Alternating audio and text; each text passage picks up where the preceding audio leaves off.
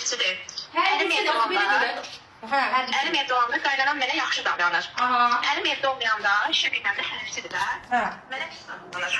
Aa, olsun da, hə, olsun. Əsas o da ərvə yanında yaxşı davranır.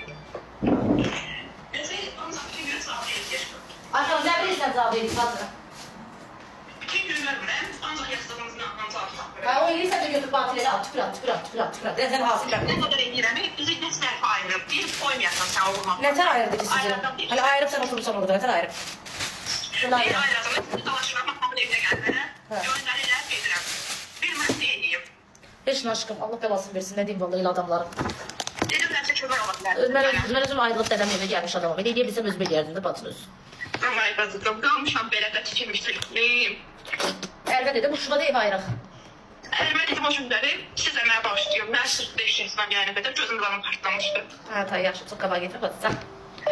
Aşkım, yaxşı olar, darıxma can, incimə. Ərvə də döyək İnşallah, duygularına biraz tapış olurum həqiqdən də. Olmasa döşmə.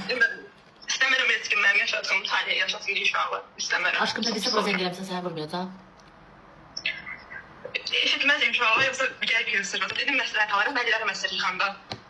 Heç nə ehtiyatlı ol. Nəsə olsa mən xəbər Sağ ol, verirəm. sən. Baş qoşma da Sağ ol, yolun ben- getsin. Yaxşı. Sağ ol canım mənim, yaxşı ki varsın. Sağ ol, səni çox istəyirəm ürəyim. Sağ ol. Ha. Sağ ol. Başı batsın elə qaynanalar. Molla qucağını dönəsiz sizə. Allahdan istəmişəm, molla qucağını dönəsiz. Heç nə demirəm. Qızıqlar, molladan əl çəkmirəm. Molla nə bilmirəm, nə göstərir.